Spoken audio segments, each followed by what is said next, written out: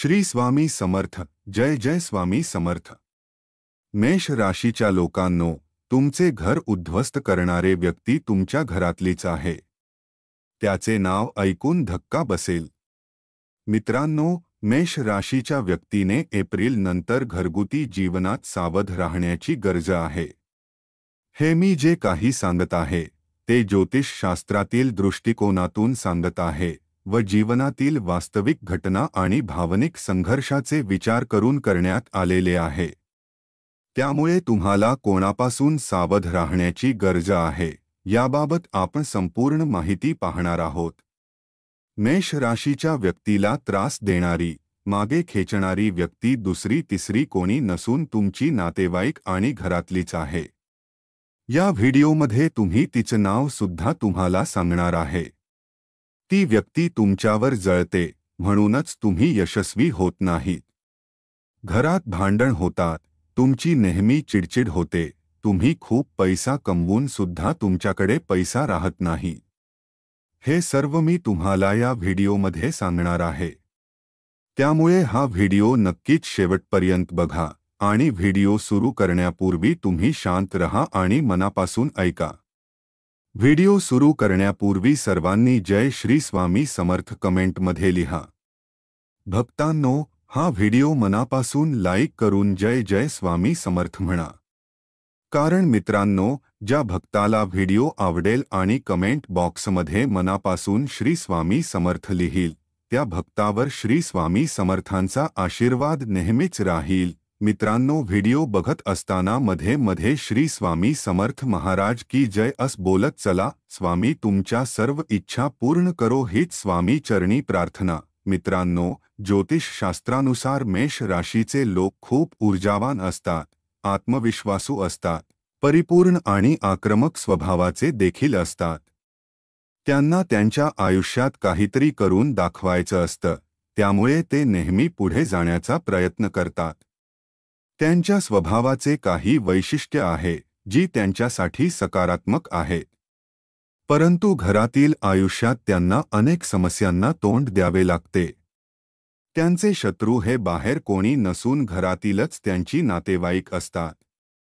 त्यामुळेच ते आयुष्यात प्रगती करू शकत नाहीत आणि काही करायला गेले तर काही वेळा अनेक अडचणी समस्या पुढे उभे राहतात. त्यामुळे घरातील व्यक्ती तुमच्यावर टपलेली आहे. मेष राशीच्या व्यक्तीचे दुसरे वैशिष्ट्य म्हणजे नेतृत्वगुण. मेष राशीचे लोक नेहमी नेतृत्व करायला इच्छुक असतात.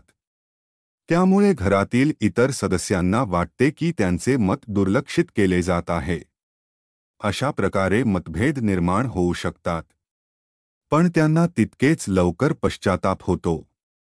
तरीसुद्धा रागाच्या भरात घेतलेला निर्णय आणि शब्द घरगुती नात्यावर वाईट परिणाम करतात.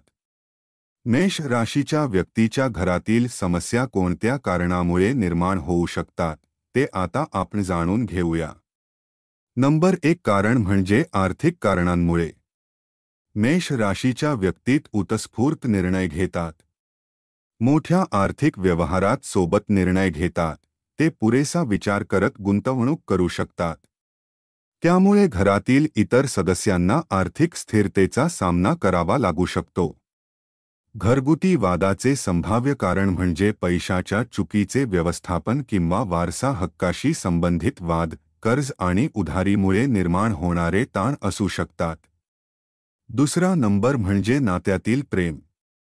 घरातील सदस्यांमध्ये प्रेम भावना कमी होऊन मनात कटुता निर्माण होऊ शकते. तुमच्या विरोधात कट्टर असणाऱ्या व्यक्तीला घरातील मतभेदाचा फायदा होतो आणि घरातील सदस्य आयती संधी साधली जात नाही आणि तुमचे गैरसमज वाढू लागतात. नंबर 3 म्हणजे बाहेर हस्तक्षेप. घर आतील एखाद्या व्यक्तीला बाहेरच्या लोकांच्या प्रभावामुळे समस्या येऊ शकते. बाहेरील लोक तुमच्या घरगुती गोष्टींमध्ये अडथळा आणण्याचा नेहमी प्रयत्न करत असतात. त्यामुळे तुम्हाला मागे खेचण्यासाठी तुमच्या नात्यात व्यक्तीला भडकवू देऊ शकतात. नंबर 4 म्हणजे वैयक्तिक निराशा आणि सुरक्षितता. एखाद्या व्यक्तीला तुमचे मत, तुमची प्रतिक्रिया दिल्यास तेव्हा इतर सदस्यांमध्ये असलेले तुमचे महत्त्व खटकू शकते.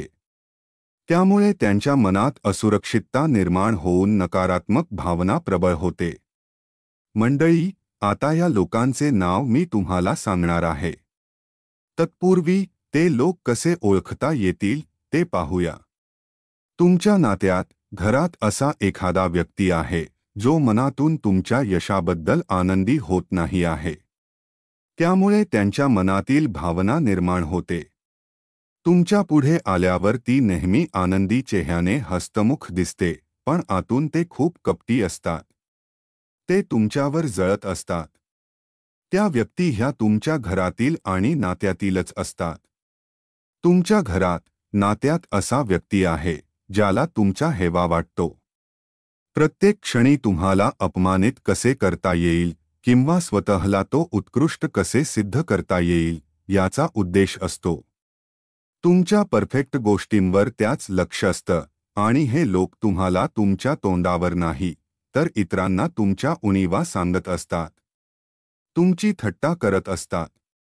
त्यांच्या मनामध्ये एवढा मत्सर असतो की ते लोक प्रत्येक क्षणी तुम्हाला मागे कसे घेता येईल यासाठी प्रयत्न करत असतात. कारण दुसऱ्यांसमोर तुम्हाला नेहमी चुकीच सिद्ध करायचं असतं.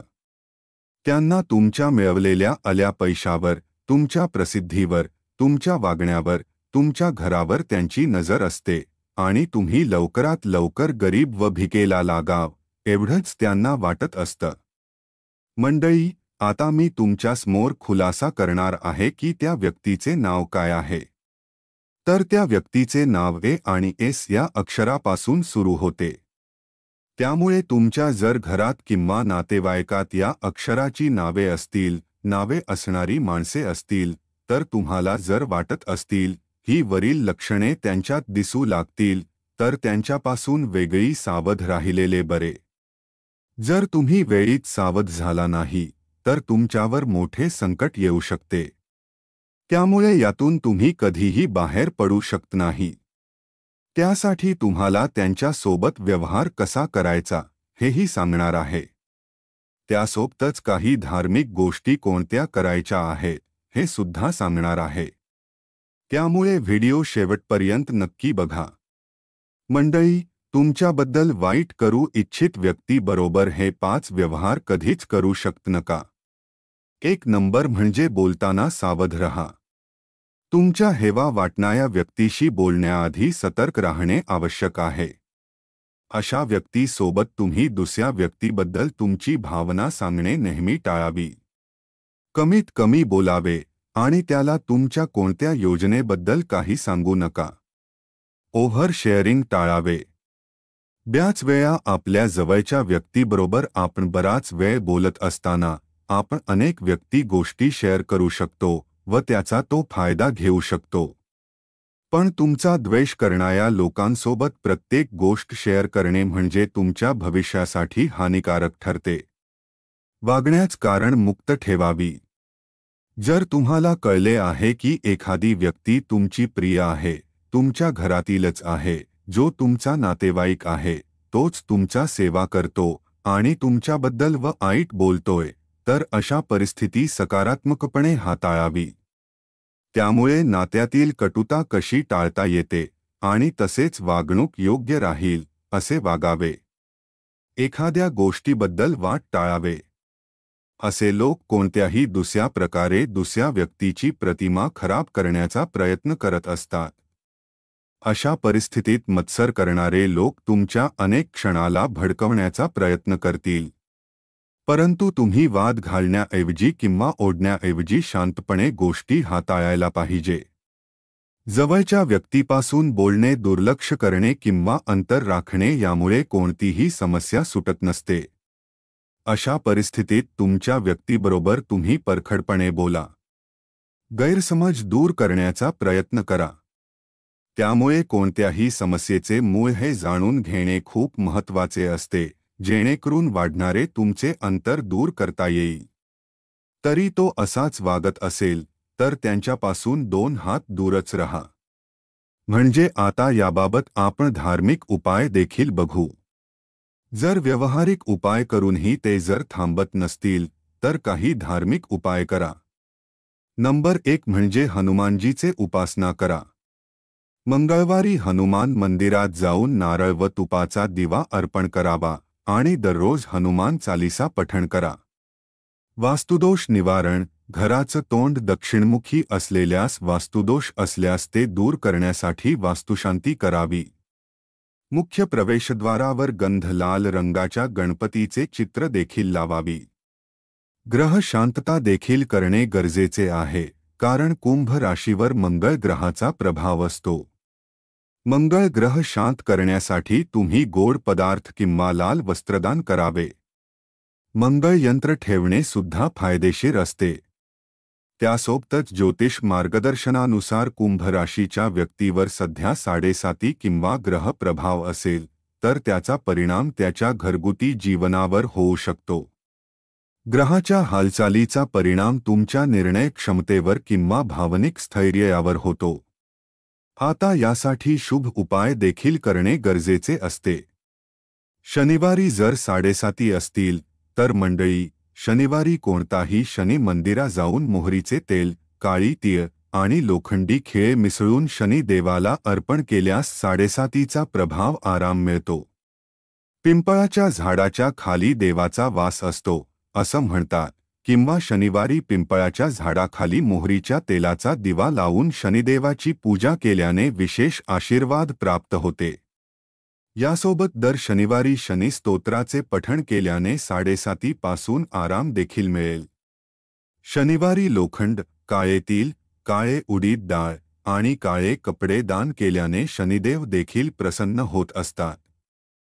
शनीच्या 7.5तील हा उपाय केल्याने शनिदेवाच्या शुभ प्रभावापासून शुभ फळ मिळते. हे धार्मिक उपाय केल्यानंतर तुमच्या घरातील बिघडलेले वातावरण, घरावर असलेली वाईट नजर आणि तुमच्या घराच्या जवळची जी व्यक्ती आहे तिचा वाईट प्रभाव तुमच्यावरचा नक्कीच कमी होऊ शकतो. मग मित्रांनो, त्यासोबतच तुमच्या सुरक्षिततेसाठी अंतिम टिप्स आहेत की कोणी कोणावरही अतिविश्वास ठेवू नका. तुम्हाला त्रास पोहोचवण्याची शक्यता असणाऱ्या व्यक्तीसोबत शहाणपणाने वागा. नकारात्मक विचारापासून स्वतःला दूर ठेवा आणि नेहमी तुम्ही सकारात्मक दृष्टिकोन ठेवा. आपल्यातील सकारात्मकता वाढवण्यासाठी कुंभ राशीच्या वतीने घरातील प्रत्येक सदस्यांशी प्रेमाने व संयमाने वागणे आवश्यक आहे. घरगुती समस्या, विशेषतः ज्यामध्ये विश्वासघात आणि कटकारस्थान असण्याची शक्यता आहे, त्या ओळखून योग्य ती कृती करणे आवश्यक असते. अशा प्रसंगात तुम्ही सावधगिरीने आणि सकारात्मक परिस्थितीने हाताळावी, तर कोणताही धोका तुम्हाला टाळता येतो. जर तुम्ही हा व्हिडिओ शेवटपर्यंत पाहिला असेल तर धन्यवाद. तुम्ही तुमच्या यशाच्या प्रवासासाठी व्हिडिओला लाईक करा आणि खाली कमेंट बॉक्समध्ये जय शनिदेव लिहा, जेणेकरून शनिदेवाची कृपा तुमच्या जीवनावर सदैव राहील. आणि हो, हा व्हिडिओ तुमच्या मित्रांसोबत शेअर करायला विसरू नका आणि आपल्या आवडत्या चॅनेलला सबस्क्राईब करा, जेणेकरून तुम्हाला अशाच अद्भुत आणि रहस्यमय माहिती मिळत राहील. धन्यवाद. जय शनिदेव. श्री स्वामी समर्थ.